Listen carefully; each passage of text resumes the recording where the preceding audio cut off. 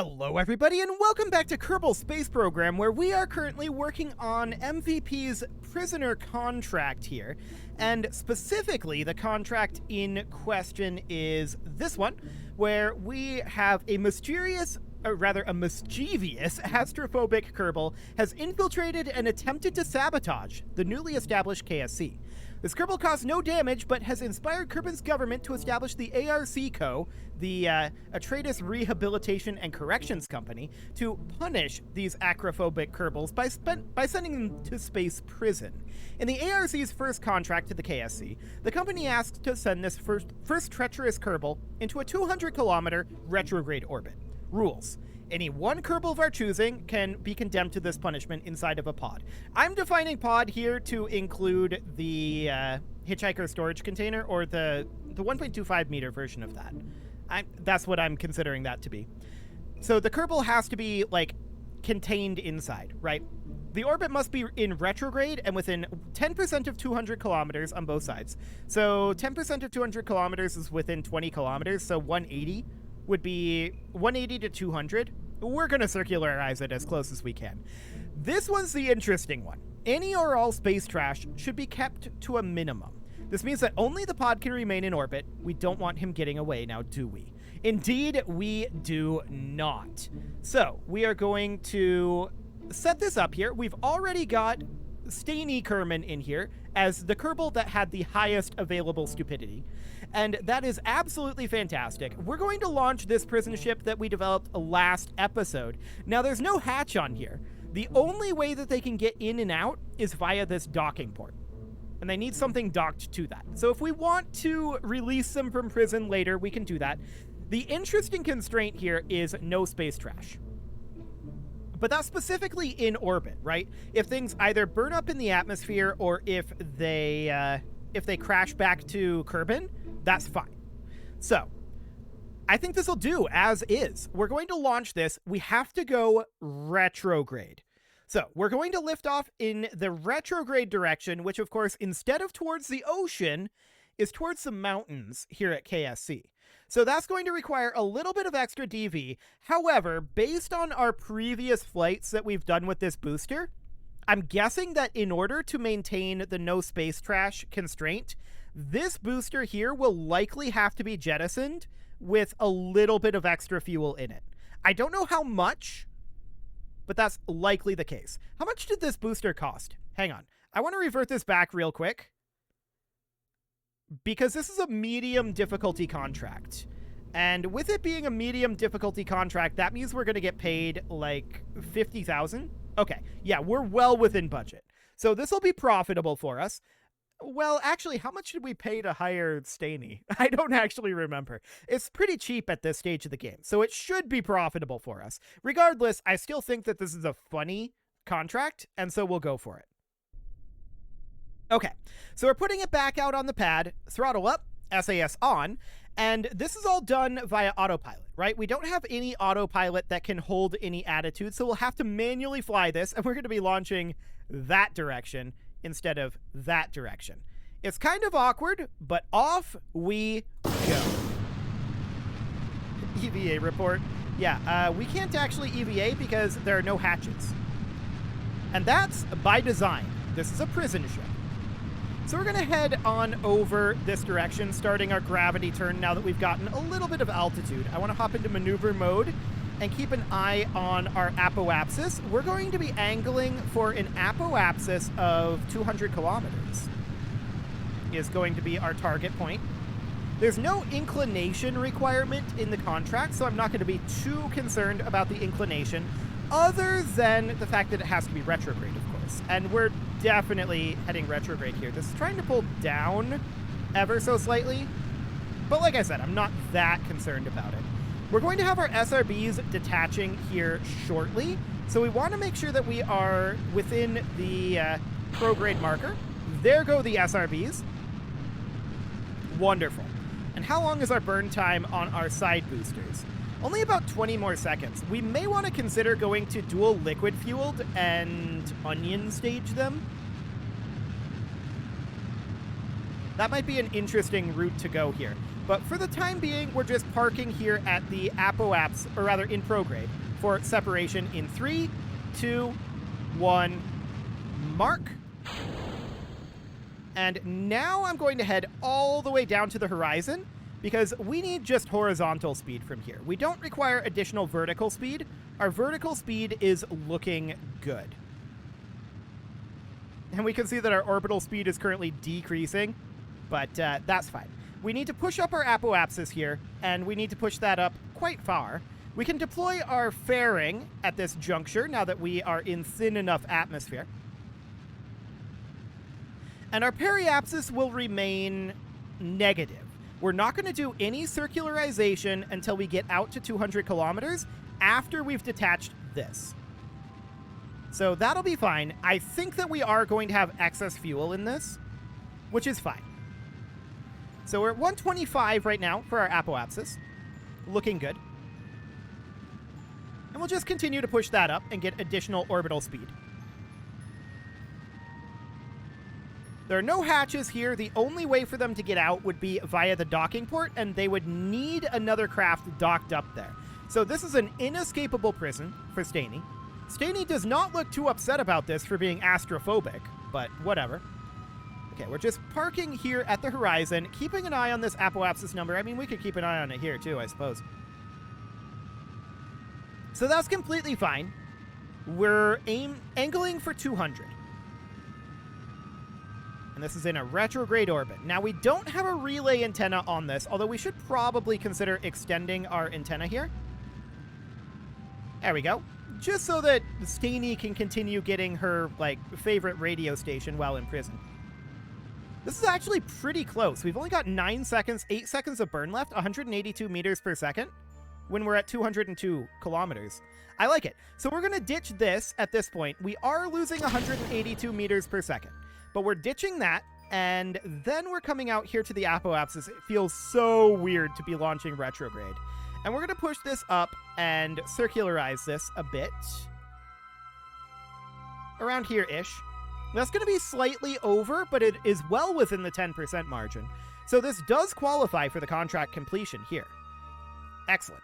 So we will head on over and prepare for this burn. That's going to be in about 5 minutes. And this is not going to remain in orbit. Note that our periapsis is still negative. This is going to crash back onto Kerbin at this point.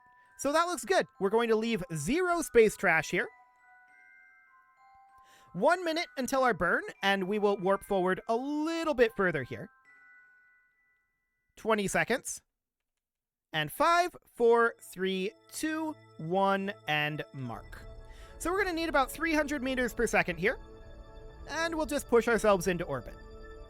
Excellent. We've got plenty of delta V to deorbit this thing if we decided we wanted to, but that would almost certainly be a death sentence unless we came up and added some parachutes to it. Realistically, this is intended to be left here, and we can always bring additional prisoners up and attach to this if need be. So this would become like potentially a prison station if we wanted it to. Now, that would be an interesting series of contracts, actually.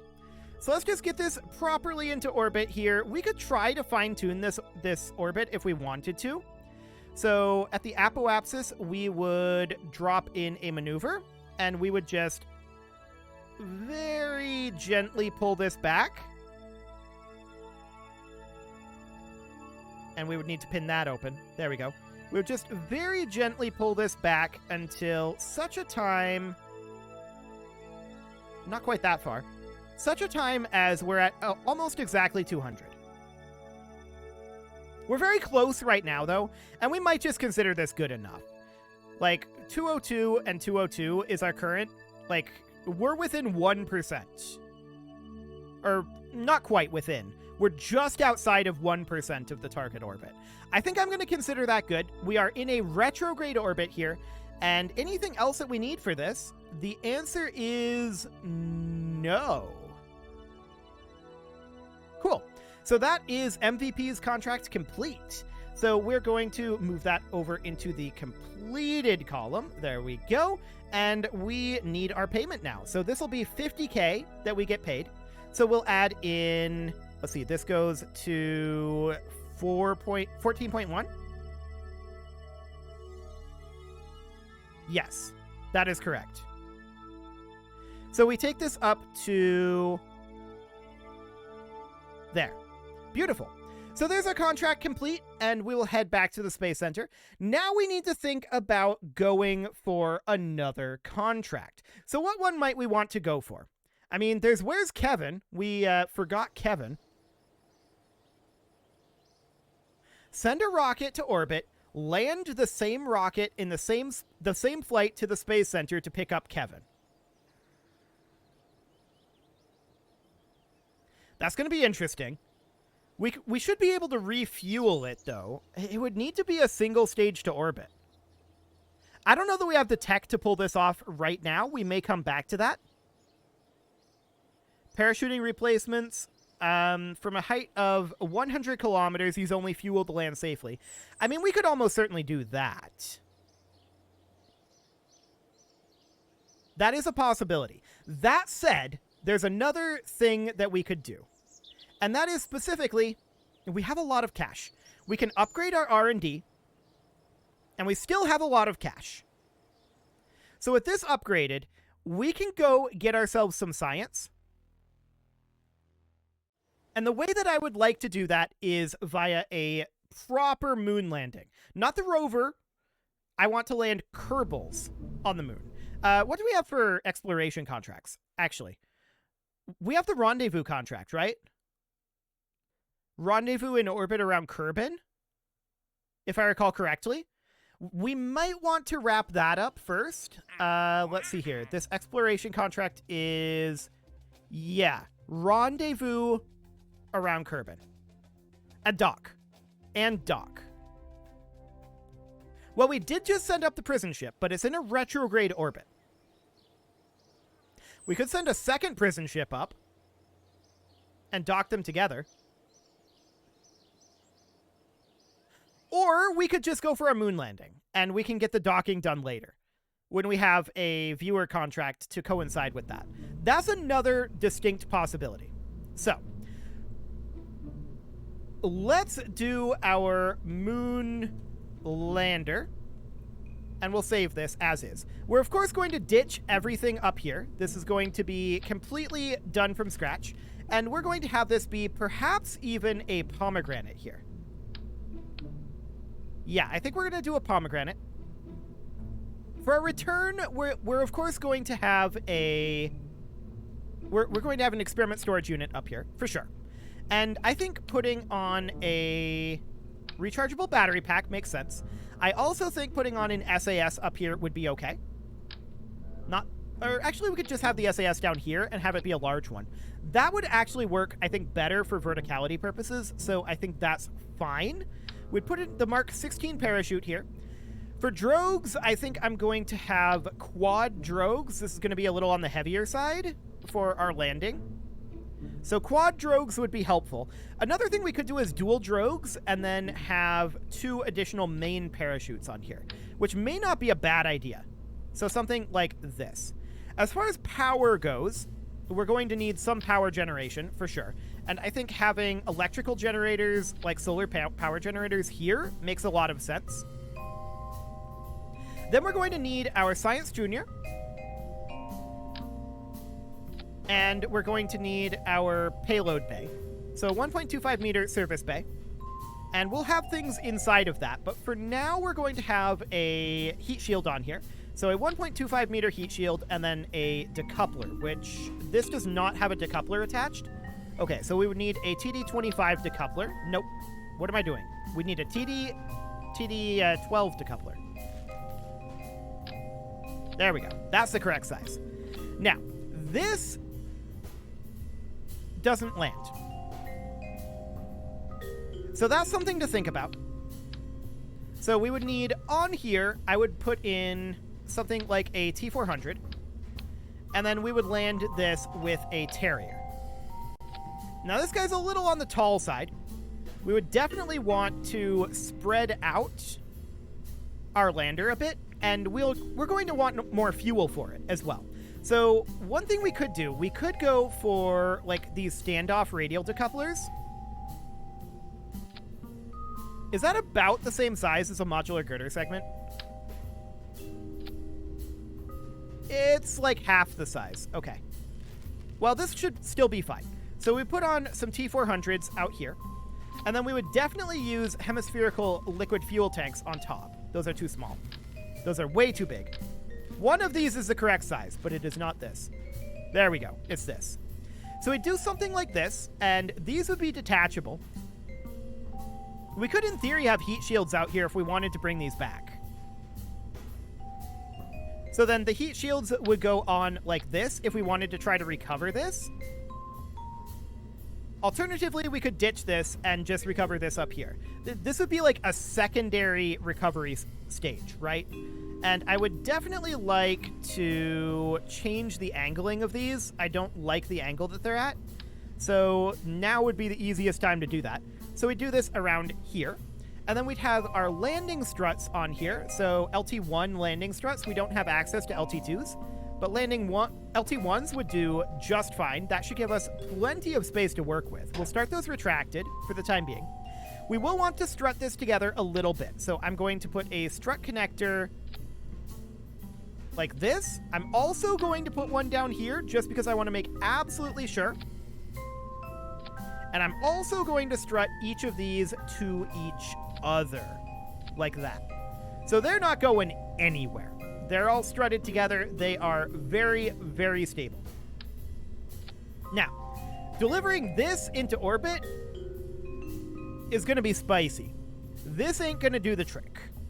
I'm pretty sure. This is very, very, very, very heavy. And it's going to get heavier because we need things in our service bay. And I don't like where this is connected. I'm going to actually get rid of that. I think that this should be reasonably fine as is. That should be quite stable. So in terms of what we're going to put inside of here, we're going to put all of our science equipment. And we do have, at this point, some things that we can put in here. So an SEQ-3 cargo storage unit would definitely be a good thing to have. We have access to just the Guab ED monitor at this point. Maybe we forget about this until the next landing, and then we bring in our basically whole suite. That's a theoretical option. Yeah, I think that might be our best bet. So I'm going to put in a 2-hot thermometer in here. I'm going to put in a computer flight unit down on the bottom, I guess. Okay, it does not want to go in on the bottom. So we'll put it in on the top for now. There we go. And we'll put in a press mat barometer. That will go over here, rotated over. We will, of course, put in a mystery goo containment unit. And I'm going to put that one on the bottom. It might get destroyed, I suppose. But probably won't. Man, they really don't like to go in on the bottom, do they? Okay. Well, I guess we'll put it in up at the top, since that's where it wants to go in. And I'll just get it rotated kind of like that, but I don't love this positioning. We will change the positioning to be... I'm going to turn off snapping. A little bit more like that. There, that'll work. Now we have our Science Junior here. Are there any other experiments that we need? Crust map barometer, mystery goo containment unit, Science Junior, mystery goo. No, that looks like all of it. Okay, so for now, that's all that we're going to have in our service bay. It's a fairly empty service bay, but we'll definitely put more things in there later. Now, getting this into orbit is not this strong suit. Do we have access to higher tier engines at this point? Not really, is the answer. So I'm going to ditch the Thumper here, and we're going to ditch these radial decouplers, and we're going to duplicate all of this. Yeah, we're going to duplicate all of this by grabbing it here. We're going to go to 4 symmetry, and I do want that to snap. Thank you very much. We'll snap that in about here. But we don't want this to necessarily, and I want to lower it slightly, we don't necessarily want this to be exactly what it's doing with the external fuel ducts right now. Right now, all of these are flowing in. And, I mean, that would be okay. But we can do it slightly more efficiently. in theory. That said, the radial decouplers are going to make this slightly awkward. We definitely want to move these into here for now. Staging on this is going to be slightly complex. So let's get our staging for this setup done. And we can see that this is only a 1.09 thrust to weight ratio. It's not great. We may end up cutting this down to a T400.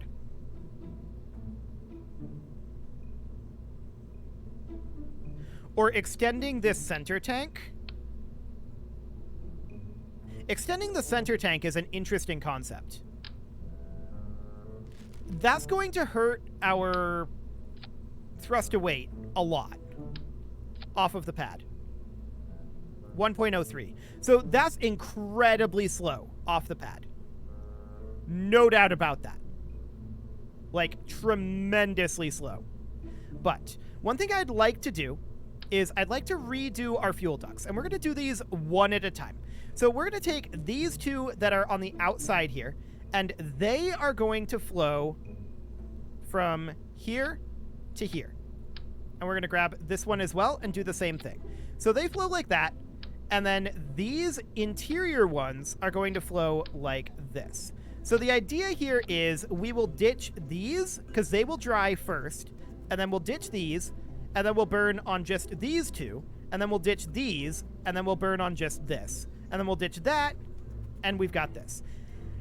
The main problem here is one of thrust to weight. We're going to be incredibly slow off of the pad. And, of course, we're going to have to determine when we want to drop these.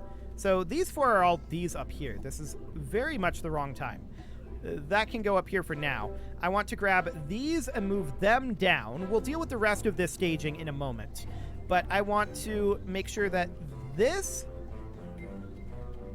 I want to grab just this radial decoupler. So, can we grab just the one? Apparently not. Okay, I grabbed 3 of them there. So, which 3 do we have? We have those 3. So this one, okay, that's 2 of them. Which 2? The wrong 2. Cool. Okay, now we're moving them separately. Okay, they're decoupled. So these 2 are down here. These 2 are here. This is almost correct, but needs to be switched like this. So these 2 drop off, and we burn just off of these tanks.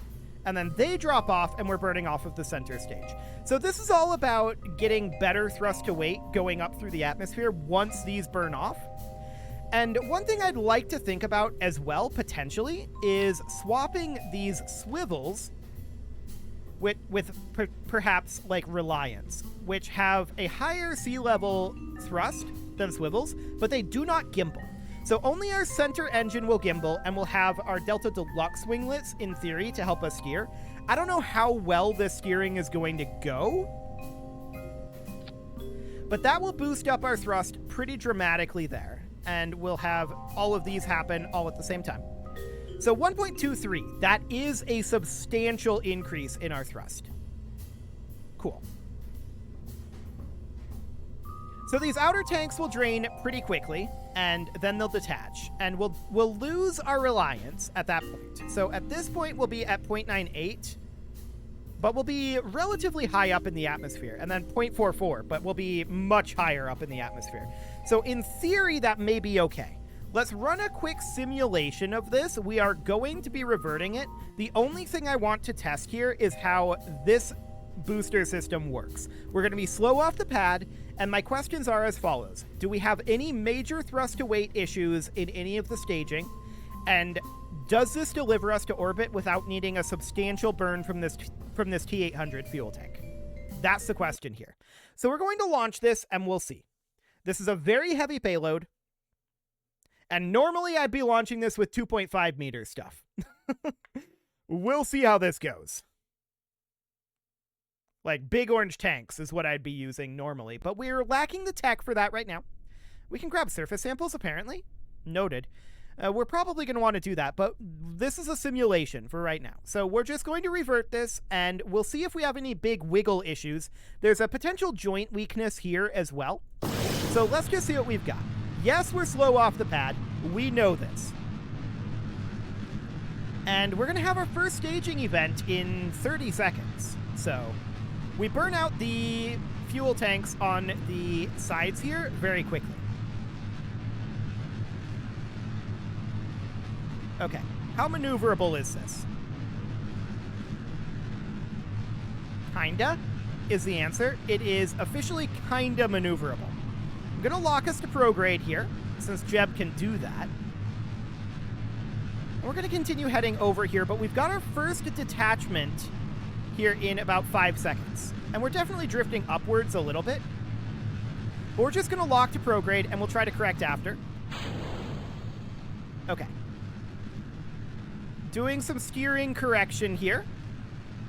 Man, are we ever slow. Our thrust to weight is super low. So I don't really think that this is a great concept for a booster, to be honest. I had serious concerns about it, and we're pitching over a little too much. We're moving really, really slow.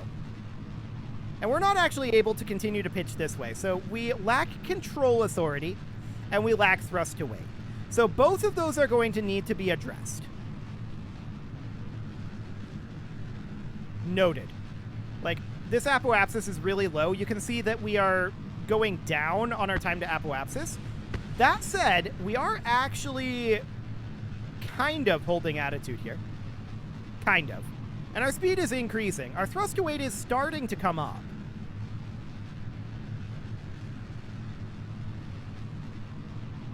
I mean, we definitely yawed over a little too hard. I think that's very, very clear. We do lack control authority. That said,